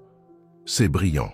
Ils ont anticipé chaque défi juridique, chaque obstacle réglementaire. Ils ont même rédigé une législation modèle, ce qui est exactement ce dont nous avons besoin maintenant, » intervint Victoria. La sénatrice Williams demandait précisément ce type de cadre pour son projet de loi de réforme financière. Un coup à la porte les interrompit. Henry Chen entra, poussant son fauteuil roulant avec une aisance pratiquée. « J'espère que je n'interromps pas, mais il y a quelque chose que vous devez tous deux voir. » Il leur tendit une tablette affichant une actualité de dernière minute. Des sociétés d'investissement menacent d'un exode massif des adopteurs du protocole ECO, lut Sophie à haute voix. Ils essaient de forcer les entreprises à choisir entre la réforme éthique et la stabilité du marché. Un faux choix, dit fermement Chen. Vos grands-pères l'ont prouvé il y a 30 ans. Les documents que je vous ai donnés, ce ne sont pas seulement des spécifications techniques. C'est une feuille de route pour un changement systématique. Alexandre se leva, marchant vers la fenêtre. Le reflet du bâtiment de l'ONU miroitait dans la rivière, un rappel de l'échelle mondiale de leur mission. Ils jouent dur. Nous devons répondre. Sophie le rejoignit à la fenêtre, son expression déterminée. Alors jouons, mais cette fois nous changeons complètement les règles du jeu. Elle se tourna vers Victoria. « Trouvez-moi chaque analyste financier indépendant qui a étudié le protocole ECO. Trouvez-moi les gestionnaires de fonds de pension qui ont bénéficié de nos réformes. Trouvez-moi chaque jeune banquier qui en a assez de choisir entre sa conscience et sa carrière. »« À quoi pensez-vous » demanda Alexandre, reconnaissant le regard dans ses yeux, le même qu'elle avait eu quand elle l'avait défié pour la première fois dans l'ascenseur. « Ils veulent faire de cela une question de profit contre principe. »« D'assassin-kissé. Très bien. Nous leur montrerons comment le protocole ECO rend les deux possibles. Ils veulent combattre cela au tribunal. Nous leur montrerons comment le protocole renforce en réalité les réglementations existantes. Ils veulent menacer la stabilité du marché. Nous prouverons comment la banque éthique crée une croissance durable. » Chen sourit, un regard entendu dans ses yeux. Tout comme votre grand-père, il ne voyait jamais d'obstacles, seulement des opportunités de prouver son point de vue. Sophie fit défiler la présentation qu'elle venait de donner, déjà en train d'y apporter des modifications. Nous ne défendons plus seulement le protocole ECO. Nous lançons une campagne pour montrer au monde pourquoi il est nécessaire. Victoria programmait des conférences de presse dans tous les grands centres financiers. Alexandre, nous devons rencontrer ces gestionnaires de fonds de pension, leur montrer comment utiliser leur influence. « Et le procès » demanda Victoria. « Qu'il le dépose » dit Alexandre, saisissant la stratégie de Sophie. « Chaque défi juridique est une autre chance de prouver la validité du protocole. D'ailleurs, je pense qu'il est temps que nous révélions ce qu'il y avait d'autre sur cette clé USB. » Sophie haussa un sourcil. « Les plans de contingence pour une réforme à l'échelle de l'industrie. » Exactement. Nos grands-pères ne nous ont pas seulement donné des outils pour réparer une entreprise. Ils nous ont donné des armes pour transformer une industrie entière. Il est temps que nous les utilisions. Alors qu'ils commençaient à planifier leur contre-offensive, Sophie aperçut son reflet dans la fenêtre. Elle n'était plus la livreuse de pizza complotant une vengeance, ni simplement l'héritière d'un héritage financier. Elle devenait autre chose, une leader dans une révolution que son grand-père et Thomas Dubois avaient mise en mouvement des décennies auparavant. Le combat à venir serait difficile, mais en regardant ses alliés, l'esprit stratégique d'Alexandre, l'efficacité implacable de Victoria, la profonde sagesse de Chen, elle savait qu'ils étaient prêts. La vieille garde avait peut-être l'argent et l'influence, mais l'équipe de Sophie avait quelque chose de plus puissant. Une vision de la finance qui pouvait rendre le monde meilleur et les outils pour faire de cette vision une réalité. Les semaines suivantes transformèrent le siège des entreprises Dubois en un centre de commandement pour la réforme financière. Sophie et Alexandre travaillaient jour et nuit, coordonnant avec leurs alliés, répondant aux défis juridiques et mettant en œuvre la vision de leur grand-père à une échelle que personne n'avait cru possible. Un soir, alors que le coucher de soleil peignait la skyline parisienne dans des tons d'ambre et d'or, Sophie était assise dans l'ancien bureau de son grand-père, examinant les dernières données des entreprises mettant en œuvre le protocole ECO. Les résultats étaient encore meilleurs qu'ils ne l'avaient espéré. Confiance accrue des investisseurs, meilleure stabilité du marché et, plus importante encore, des avantages tangibles pour les gens ordinaires dont les pensions et les économies étaient maintenant plus sécurisées. Un coup à sa porte révéla Élise, portant une boîte à pizza familière. « J'ai pensé que tu aurais besoin d'un rappel d'où tout cela a commencé, » dit-elle avec un sourire chaleureux. Sophie rit, ouvrant la boîte pour y trouver sa combinaison préférée, pepperoni et champignons. La pizzeria Antoine, cela me manque presque parfois. Le propriétaire a appelé aujourd'hui, dit Élise, s'asseyant. Il a mis en œuvre la version pour petites entreprises du protocole ECO pour ses livreurs. Il dit que cela a transformé son entreprise. Meilleur salaire, plus de transparence, employés plus heureux. C'est de cela qu'il s'agissait toujours, médita Sophie, prenant une part. Pas seulement de réparer les grandes banques, mais d'aider les gens ordinaires à construire de meilleures vies. Victoria fit irruption, sa composure habituelle légèrement dérangée. Allumez les informations, maintenant. Sophie saisit la télécommande et les écrans du bureau s'animèrent avec des nouvelles de dernière minute. Les leaders de la coalition d'opposition, ces mêmes dirigeants bancaires qui avaient tenté de bloquer le protocole ECO, tenaient une conférence de presse. Mais quelque chose n'allait pas. Ils semblait ébranlé, incertain. Nous annonçons la dissolution immédiate de notre contestation juridique du protocole ECO, annonça le porte-parole principal. De plus, nos institutions commenceront à mettre en œuvre les normes du protocole avec effet immédiat. Alexandre se précipita, sa cravate de travers. « Avez-vous vu ?»« Je le vois », confirma Sophie. « Mais pourquoi? Qu'est-ce qui a changé ?» Victoria brandit sa tablette. « Ceci a changé. Quelqu'un, et j'ai une assez bonne idée de qui, vient de divulguer des documents montrant que ces mêmes banques planifiaient un schéma coordonné de manipulation du marché. Le protocole ECO ne l'a pas seulement empêché, il l'a exposé avant qu'il ne puisse se produire. Henri Chen, dirent simultanément Alexandre et Sophie. La dernière sécurité de vos grands-pères, réalisa Élise. Le protocole ne révèle pas seulement la corruption passée. Il prédit et prévient la corruption future, acheva Sophie. C'est pourquoi ils se rendent. Ils savent qu'ils ne peuvent pas battre un système qui a toujours une longueur d'avance. Lycée, téléphone d'Alexandre vibrait avec des messages d'autres institutions financières. Cela déclenche une réaction en chaîne. Banques, sociétés d'investissement, compagnies d'assurance. Elles demandent toutes des guides de mise en œuvre du protocole ECO. Parce qu'elles savent maintenant qu'il ne s'agit pas seulement d'éthique, dit Sophie, se déplaçant vers la fenêtre. Il s'agit de survie. Dans un système transparent, la seule façon de réussir est de vraiment faire ce qui est juste. La tablette de Victoria sonna à nouveau. Le bureau de la sénatrice Williams appelle. Le projet de loi de réforme financière, il est passé, avec le cadre du protocole ECO inclus. Sophie sentit des larmes monter à ses yeux. Grand-père disait toujours que la partie la plus difficile du changement n'est pas de le commencer. C'est de le voir aboutir. Lui et Thomas Dubois ont passé des années à construire ces garanties, sachant qu'ils ne les verraient ni peut-être jamais mises en œuvre. Mais ils nous ont fait confiance pour finir ce qu'ils avaient commencé, dit doucement Alexandre. Ils savaient qu'un jour quelqu'un serait assez courageux pour livrer cette pizza au dernier étage. Élise serra sa fille dans ses bras. Il serait si fier de vous deux, pas seulement pour avoir exposé la vérité, mais pour avoir construit quelque chose de meilleur.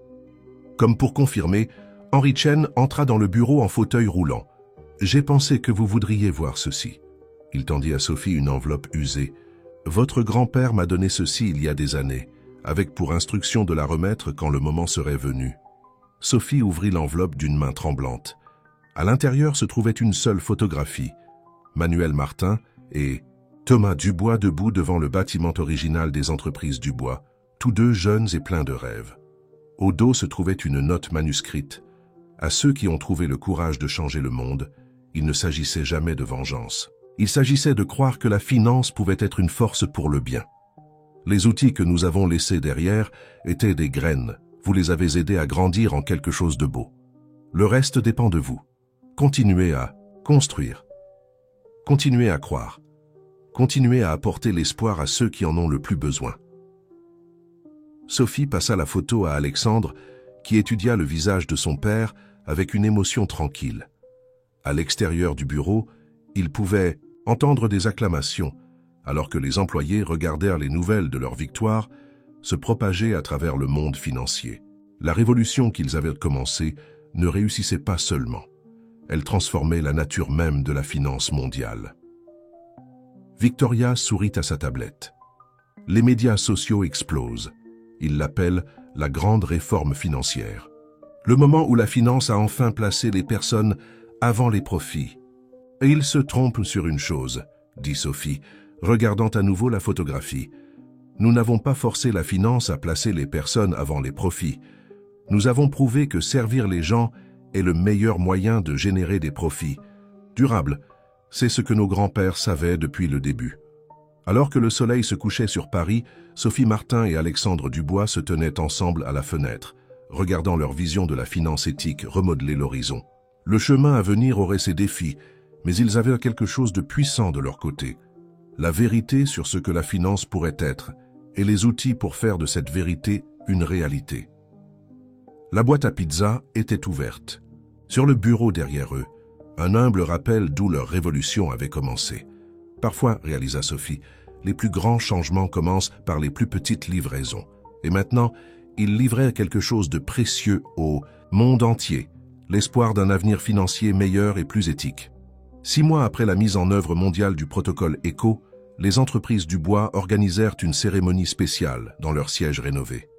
Le hall principal, autrefois un monument froid au pouvoir des entreprises, avait été transformé en un espace accueillant où une nouvelle installation allait être dévoilée. Sophie se tenait devant la foule rassemblée qui comprenait des employés, des investisseurs, des médias et des représentants d'institutions financières du monde entier. Derrière elle, couverte par un grand tissu, se trouvait l'installation qu'ils avaient commandée pour commémorer la transformation de l'entreprise. « Il y a 1 an, commença Sophie, sa voix claire et confiante, je me tenais dans ce hall, vêtue d'un uniforme de livreuse de pizza, portant une boîte qui allait changer non seulement cette entreprise, mais le monde financier tout entier. Aujourd'hui, nous nous réunissons pour honorer non seulement notre succès, mais les visionnaires qui l'ont rendu possible. » Alexandre la rejoignit au podium, sa présence complétant la sienne d'une manière devenue familière pour tous ceux qui les connaissaient. Le protocole ECO a maintenant été adopté par plus de 2000 institutions financières dans le monde. Les fonds de pension sont plus sécurisés. La manipulation du marché a chuté à des niveaux historiquement basses. Mais les chiffres seuls ne racontent pas toute l'histoire. Victoria s'avança avec une tablette affichant des données en temps réel. Au cours des 6 derniers mois, l'investissement mondial dans des projets durables a augmenté de 60%. Les prêts aux petites entreprises sont devenus plus accessibles. Les programmes d'alphabétisation financière ont atteint des millions de personnes. Voilà à quoi ressemble la finance éthique en action. Sophie fit signe à Élise et Henri Chen, qui ensemble tirèrent le tissu de l'installation. La foule haleta en voyant ce qui se cachait dessous, un mur numérique étonnant, affichant des milliers de photographies, de documents et de flux de données en temps réel, tous s'écoulant ensemble pour raconter l'histoire de la transformation des entreprises du bois. Au centre se trouvaient 2 photographies, Thomas Dubois et Manuel Martin debout devant le bâtiment original, et à côté, une photo récente de Sophie et Alexandre au même endroit, l'horizon moderne derrière eux. Entre les images couraient des lignes de code, le protocole ECO lui-même, transformé en une représentation artistique de la finance éthique en action. Cette installation, expliqua Sophie, est plus qu'une œuvre d'art, c'est un témoignage vivant de notre mission. Chaque donnée que vous voyez couler à travers elle représente des personnes réelles dont la vie est améliorée par des pratiques financières éthiques. Chaque transaction montrée ici est complètement transparente, visible par quiconque veut comprendre comment son argent est utilisé. Alexandre fit un geste vers un groupe de jeunes gens entrant dans le hall, des étudiants des lycées et universités locaux. Et voici peut-être notre initiative la plus importante à ce jour. Le programme d'éducation financière Dubois-Martin, offrant une éducation financière gratuite à quiconque veut apprendre. Parce que comprendre l'argent ne devrait pas être un privilège, cela devrait être un droit. Élise s'avança, ses yeux brillants d'émotion. Mon père et Thomas Dubois ne nous ont pas seulement laissé un protocole, ils nous ont laissé une mission, faire travailler la finance pour tous, pas seulement pour les privilégiés. Aujourd'hui, nous n'honorons pas seulement leur héritage. Nous l'étendons. La tablette de Victoria sonna avec des nouvelles de dernière minute. Les Nations Unies viennent d'annoncer l'adoption du protocole ECO comme norme mondiale pour la transparence financière. C'est officiel. Le changement est maintenant irréversible. Sophie toucha la surface de l'installation, faisant apparaître un flux en direct des petites entreprises bénéficiant du nouveau système financier. Il y a 1 an, je livrais des pizzas, regardant les riches prendre des décisions qui affectaient des millions de personnes sans aucune responsabilité. Aujourd'hui, nous montrons que responsabilité et prospérité peuvent aller de pair. Henri Chen avança en fauteuil roulant, un sourire fier sur son visage. Vos grands-pères savaient que ce jour viendrait. Ils savaient qu'un jour, quelqu'un serait assez courageux pour défier le système, assez intelligent pour comprendre leurs garanties et assez compatissant pour les utiliser pour le bien commun. L'installation changea, montrant une carte en temps réel des implémentations du protocole ECO dans le monde, chaque point de lumière représentant une autre institution embrassant la finance éthique. L'effet était magnifique, une constellation de changements se répandant à travers le globe. Mais notre travail n'est pas terminé. continua Sophie, sa voix passionnée. Ce n'est que le début. Les outils que nos grands-pères nous ont laissés ne servent pas seulement à réparer ce qui était brisé. Ils servent à construire quelque chose de nouveau, quelque chose de meilleur. Alexandre acquiesça, la compréhension dans ses yeux. Ils nous ont donné les fondations. C'est maintenant à notre tour de construire dessus, de créer des systèmes financiers qui servent les plus hautes aspirations de l'humanité, pas ses impulsions les plus basses. Alors que la cérémonie se terminait, Sophie se sentit attirée par une image particulière sur l'installation, un simple reçu de livraison de pizza de cette fameuse nuit. Une si petite chose, et pourtant, elle avait déclenché une révolution dans la finance mondiale. Cela lui rappelait que le changement pouvait venir de n'importe où, que chaque personne avait le potentiel de transformer le monde. Les flux de données de l'installation continuaient leur danse sans fin, racontant l'histoire d'un système financier, apprenant lentement à prioriser les personnes plutôt que les profits, l'éthique plutôt que l'opportunisme, la durabilité à long terme plutôt que les gains à court terme.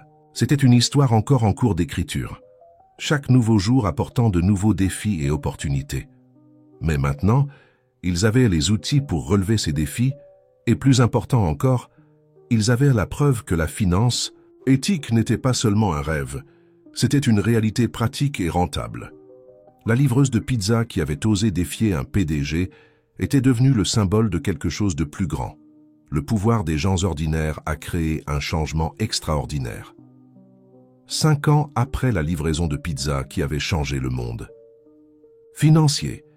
Sophie Martin se tenait à la fenêtre de l'ancien bureau de son grand-père, maintenant le sien, regardant le soleil se lever sur Paris. La ville avait changé de façon subtile, mais significative. Plus de petites entreprises prospérant, moins de pratiques financières prédatrices, un sentiment renouvelé de possibilités dans l'air. La porte s'ouvrit alors qu'Alexandre entrait, portant 2 tasses de café. « Je n'arrive toujours pas à le faire aussi bien que vous le faisiez pendant vos jours de livraison », plaisanta-t-il, lui tendant une tasse. Sophie sourit, acceptant le café. Certaines compétences ne s'oublient jamais. Bien que je doive admettre, je préfère être directrice de l'innovation, plutôt que livreuse. Dites cela à la pizzeria, Antoine, répondit Alexandre. Leur action a triplé depuis qu'ils sont devenus la première petite entreprise à mettre en œuvre le protocole éco. Ils franchissent dans des pizzerias éthiques dans tout le pays, Victoria. Entra avec leur briefing matinal, sa tablette affichant maintenant une projection holographique des données financières mondiales. Le rapport d'impact à 5 ans est prêt. Les chiffres sont extraordinaires. Sophie et Alexandre se rassemblèrent autour de l'hologramme, regardant les statistiques et graphiques se matérialiser dans l'air. Taux de pauvreté mondiale, en baisse, taux de réussite des petites entreprises en hausse, stabilité du marché à des niveaux sans précédent. Mais plus important encore, la confiance dans les institutions financières avait été restaurée. « Vos grands-pères seraient fiers », dit Élise depuis la porte, où elle se tenait avec Henry Chen. Ils savaient que c'était possible, même quand tout le monde disait que c'était impossible. Chen acquiesça, avançant pour les rejoindre. Il comprenait en quelque chose de fondamental, que la finance ne concerne pas seulement l'argent. Il s'agit de confiance, de potentiel humain, de construire un avenir qui vaut la peine d'y investir. Sophie toucha l'hologramme, faisant apparaître des images des derniers centres d'éducation financière du Bois-Martin. Ils en avaient ouvert des milliers dans le monde, enseignant aux gens non seulement comment gérer l'argent, mais comment l'utiliser comme une force pour le bien. « Vous vous souvenez de ce que Robert a dit ?» médita Alexandre. Il pensait qu'exposer la vérité détruirait tout. Au lieu de cela, cela a construit quelque chose de meilleur que ce que nous aurions pu imaginer.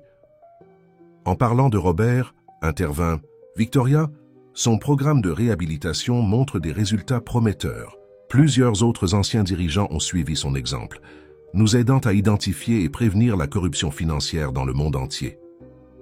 Sophie se déplaça vers son bureau, où le journal de son grand-père reposait ouvert à côté d'une pile de tablettes modernes. Le contraste entre l'ancien et le nouveau semblait approprié, un pont entre le passé qui les avait inspirés et l'avenir qu'ils construisaient. « Nous avons parcouru un long chemin, dit-elle doucement, mais parfois, je me demande si nous n'avons fait qu'effleurer la surface de ce qui est possible. » Comme en réponse à ses pensées, l'hologramme changea pour montrer une nouvelle initiative qu'il lançait. un réseau mondial d'institutions financières éthiques, toutes connectées par une version améliorée du protocole ECO.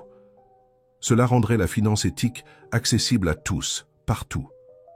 C'est ce qui rend cela différent, dit Alexandre, comprenant son train de pensée. Nos grands-pères nous ont donné les outils pour réparer le système, mais nous construisons quelque chose qu'ils n'auraient jamais pu imaginer. Chaque changement crée de nouvelles possibilités. Élise prit une photo encadrée sur le bureau de Sophie, l'image originale de Manuel Martin et Thomas Dubois, maintenant affichée aux côtés de photos de leurs petits-enfants poursuivant leur travail. « Ils ont planté les graines, dit-elle, mais le jardin que vous avez fait pousser les étonnerait. » L'hologramme de Victoria changea soudainement, montrant les dernières nouvelles. Le Forum économique mondial vient d'annoncer leurs classements annuels. Les institutions financières éthiques surpassent maintenant les traditionnelles dans toutes les catégories majeures: stabilité, croissance, satisfaction client, impact social. Parce que faire le bien est bon pour les affaires, dit Sophie, répétant la phrase devenue la nouvelle devise des entreprises du bois. Nous n'avons pas seulement changé les règles du jeu, nous avons prouvé que jouer franc jeu est la meilleure façon de gagner. Le soleil du matin s'était maintenant complètement levé, baignant le bureau de lumière dorée. Sophie pouvait voir le centre d'éducation financière du Bois-Martin de l'autre côté de la rue, déjà se remplissant de personnes désireuses d'apprendre la finance éthique. Cette vue la remplissait d'espoir. « Vous savez ce que j'ai réalisé ?» dit-elle, se tournant vers Alexandre. « Cette nuit-là, quand j'ai livré cette pizza, je ne livrais pas seulement de la nourriture. Je livrais le rêve de nos grands-pères de ce que la finance pourrait être. Et maintenant, nous livrons ce rêve au monde entier. » Alexandre sourit, comprenant parfaitement. Une transaction éthique à la fois. Chen se dirigea vers la fenêtre, regardant la ville qu'ils avaient aidé à transformer. Vos grands-pères disaient toujours que le vrai changement se produit quand les gens osent imaginer quelque chose de meilleur. Vous ne l'avez pas seulement imaginé, vous l'avez rendu réel. Alors qu'ils se tenaient ensemble, regardant la ville s'animer en dessous, Sophie pensa à toutes les vies qui avaient été changées, à toutes les possibilités qui avaient été débloquées. La livreuse de pizza qui avait osé défier un PDG était devenue quelque chose de plus, un symbole de la façon dont les gens ordinaires pouvaient transformer le monde lorsqu'ils défendaient ce qui était juste. Le protocole ECO continuait son travail, invisible mais essentiel, garantissant que la finance reste une force pour le bien dans le monde. Et dans les bureaux, les maisons et les écoles à travers le globe, les gens apprenaient que l'argent pouvait être plus qu'un simple moyen d'échange. Il pouvait être un outil pour un changement positif. Sophie Martin et Alexandre Dubois avaient fait plus que restaurer l'héritage de leur grand-père. Ils l'avaient transformé, élargi et partagé avec le monde. Et quelque part, elles le savaient, Manuel Martin et Thomas Dubois souriaient, regardant leur rêve de finance éthique devenir une réalité qui durerait pour les générations à venir.